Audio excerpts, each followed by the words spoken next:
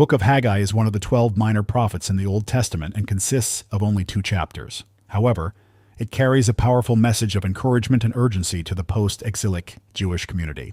Written in 520 BC during the reign of the Persian king Darius I, the book focuses on the rebuilding of the temple in Jerusalem, which had been destroyed by the Babylonians in 586 BC after the exile. Haggai's prophetic message comes at a critical time when the people had returned from exile, but had grown discouraged and negligent in their duty to rebuild the temple. Historical context. After being exiled to Babylon, a remnant of the Jewish people was allowed to return to Jerusalem in 538 BC under the decree of King Cyrus of Persia. Upon their return, they began the work of rebuilding the temple, laying the foundation in 536 BC. But opposition and apathy soon caused the work to cease. Nearly 2 decades later, the people had grown more concerned with their own homes and lives than with the rebuilding of God's house. It is into this setting that Haggai's prophetic ministry begins. His message is clear: prioritize the work of rebuilding the temple, as it represents God's presence and blessing among the people. Chapter 1. The Call to Rebuild the Temple. The book opens with a direct word from the Lord unto the people through Haggai. It begins with a rebuke. These people say, "The time has not yet come to rebuild the Lord's house." Haggai 1:2. The people had convinced themselves that the time wasn't right to rebuild the temple, perhaps due to external opposition, economic hardship, or a general sense of complacency. However, while they delayed rebuilding God's house, they busied themselves with constructing their own paneled houses. Haggai, speaking for God, points out their misplaced priorities. Haggai asks a rhetorical question. Is it a time for you yourselves to be living in your paneled houses while this house remains a ruin? Haggai 1:4. The prophet urges the people to consider their ways. Haggai 1:5. He draws attention to the fact that despite all their labor and efforts to prosper, they had experienced poor harvests, scarcity, and economic hardship. This is because they had neglected their duty to rebuild the temple. The failure to honor God's house had resulted in God's withholding of blessings from the land. The Lord instructs the people to go up into the mountains and bring down timber and build my house, so that I may take pleasure in it and be honored. Haggai 1:8. This command is both practical and spiritual. The people are to physically go and gather the materials needed to rebuild the temple, but the deeper purpose is so that God may be honored and his presence restored among them.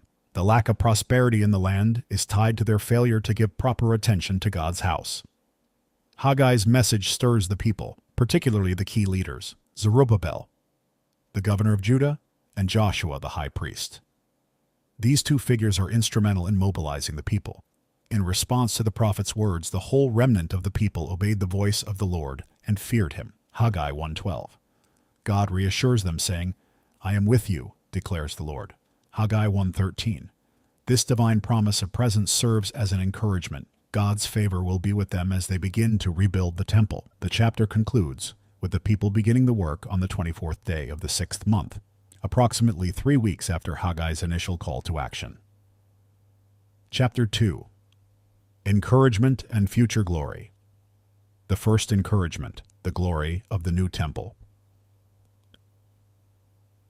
Roughly 1 month after the work began, Haggai delivers a second message of encouragement. Many of the older members of the community who had seen the grandeur of Solomon's temple before its destruction were likely disappointed with the new construction. The new temple, to their eyes, did not compare to the former in glory. This discouragement spread among the people, who might have felt their efforts were in vain. Haggai speaks directly to this discouragement, addressing Zerubbabel, Joshua, and the people. Who of you is left who saw this house in its former glory? How does it look to you now? Does it not seem to you like nothing? Haggai 2:3. However, the Lord encourages them not to be disheartened by the appearance of the new temple. God calls them to be strong and continue working because he is with them. Haggai 2:4.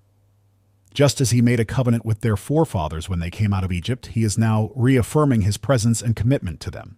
He promises that his spirit remains among them, and they should not fear.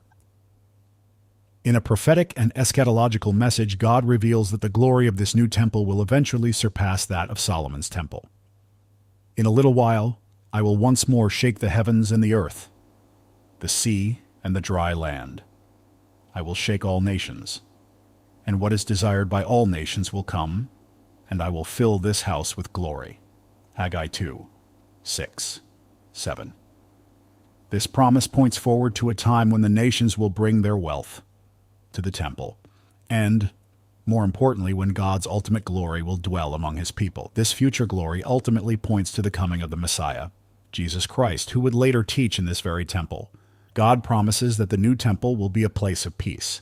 The glory of this present house will be greater than the glory of the former house, and in this place I will grant peace. Haggai 2:9. The second, encouragement from defilement to blessing. Later in the same year, Haggai delivers another message from the Lord. In a series of questions, he challenges the priests to consider the relationship between holiness and defilement. Using an analogy of ritual impurity, Haggai makes the point that while holiness does not transfer easily, impurity spreads quickly. This analogy is applied to the people's neglect of the temple. Their previous neglect made them and their work unclean in God's eyes, leading to the hardships they had been experiencing. But God reassures them that from this day forward, now that they have returned to the work of rebuilding the temple, he will bless them. From this day on, I will bless you. Haggai 2:19. This promise signifies a turning point. As the people recommit themselves to honoring God and rebuilding his house, he will once again bless the land with prosperity and abundance. The final prophecy, God's promise to Zerubbabel. The final message in the book of Haggai is directed specifically to Zerubbabel, the governor of Judah. Zerubbabel was a descendant of King David, and this message holds messianic undertones, foreshadowing God's plan for the future. God promises that he will shake the heavens and the earth, overthrowing kingdoms and destroying the power of the nations. In this time of upheaval, Zerubbabel is singled out as God's chosen servant. On that day, I will take you, my servant Zerubbabel, and I will make you like my signet ring, for I have chosen you. Haggai 2:23. This declaration that Zerubbabel is like God's signet ring is significant. A signet ring symbolized authority and ownership, indicating that Zerubbabel and his lineage were part of God's sovereign plan. Although Zerubbabel himself did not become a king, this promise pointed to the future fulfillment of God's covenant with David, ultimately realized in Jesus Christ, a descendant of Zerubbabel. Key themes in the book of Haggai. 1. Prioritizing God's house. One of the central themes is the importance of prioritizing the worship of God.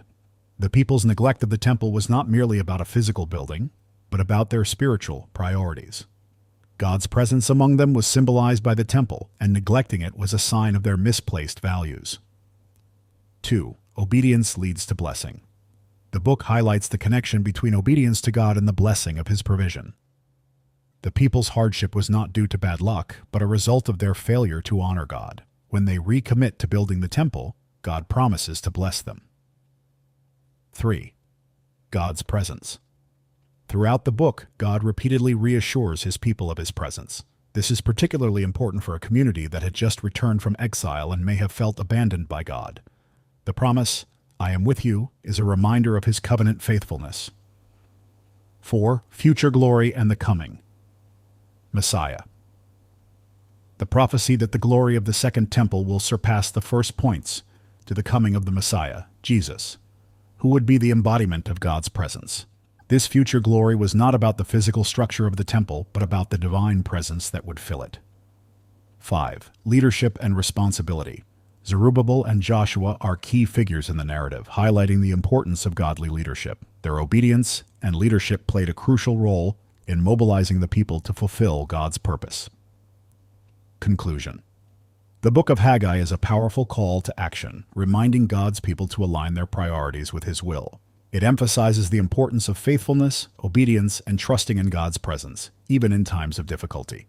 The book also points forward to the greater hope of God's ultimate plan, fulfilled in Christ, who would bring the true and lasting presence of God among his people. Through Haggai, God teaches that when his people honor him in his dwelling place, they experience his blessings, peace, and presence.